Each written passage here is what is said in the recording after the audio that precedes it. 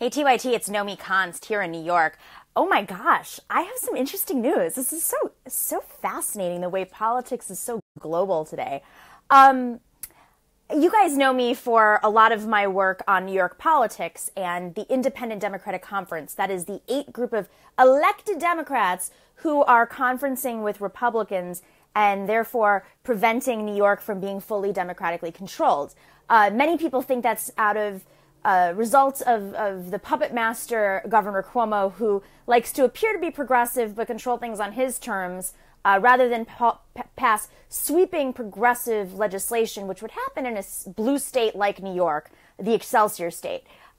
He often puts forward legislation that sounds progressive, like free college, that only affects like 10,000 people if you live in the state and, are in the upper middle class. Or, some of his other stuff, like his ban on fracking, which doesn't ban, fracked gas power plants. There's a whole list of issues. He hasn't been for Medicare for all, even though he just came out for it. It's not passing in the Senate. There's a lot of issues he says he's for, but when you look at the legislation, if there's legislation, it's real lukewarm, and it's all based on his terms, his triangulation.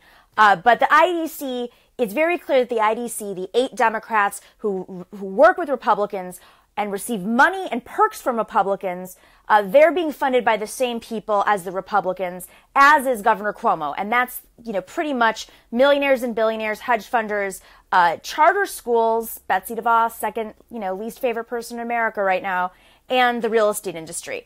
But this is so interesting to me. Tonight, Governor Cuomo, I buried the lead here. He also seems to want to be president. He's barely raised any small dollar contributions over the last few years. There was a New York Times story about it yesterday. The majority of the money that he's raised is from millionaires. And now he's in Hollywood. He's in California today. He was in San Francisco earlier today. Now he's in Hollywood tonight, raising money from, of course, studio executives, the wealthiest in Hollywood.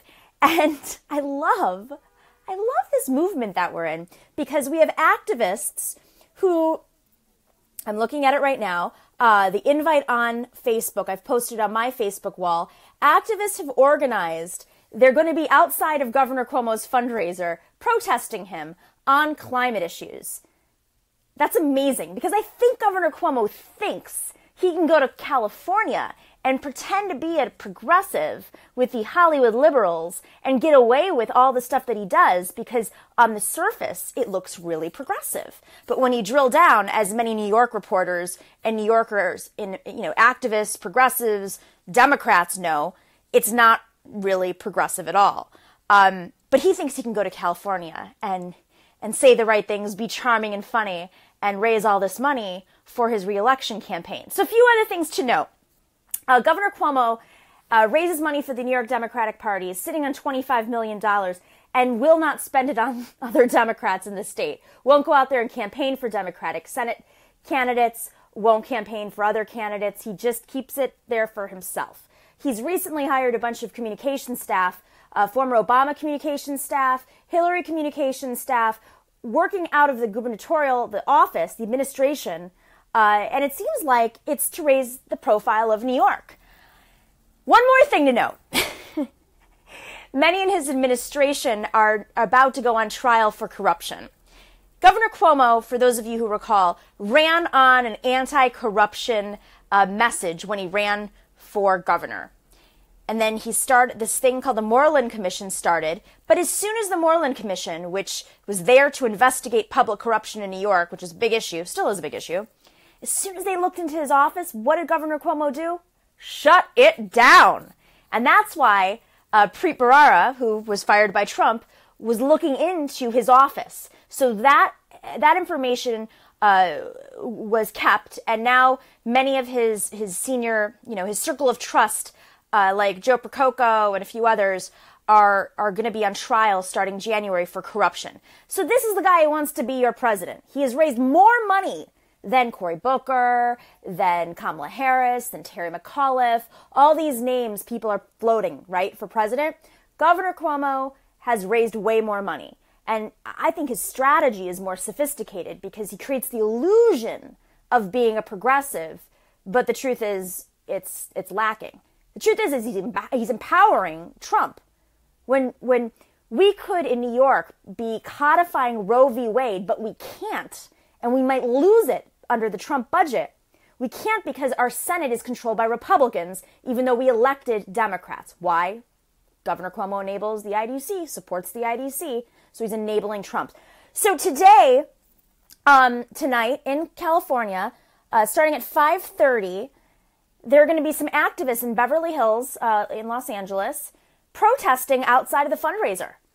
I assume these are people who, they care about climate. They care about, they read that article in the New York Times yesterday, saying that this guy was a front runner for president. And I bet you they were fed up and they don't want to see somebody who's not really against fracking, running for president and then pretending that he has support from progressives in Los Angeles, which is a pretty progressive place. So, I've posted on my personal Facebook page for those of you interested in going. It's at 5:30. SoCal 350 Climate Action is organizing it. And it's in Beverly Hills. I don't want to put the address out right now. You can see it on the invite. But I loved seeing that. My God, people are paying attention. They're paying attention everywhere.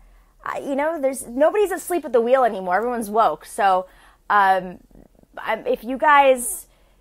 If you take pictures, film this if you can, because I think it'll make some really good reporting later when I come back and I report on some of the money that he raised.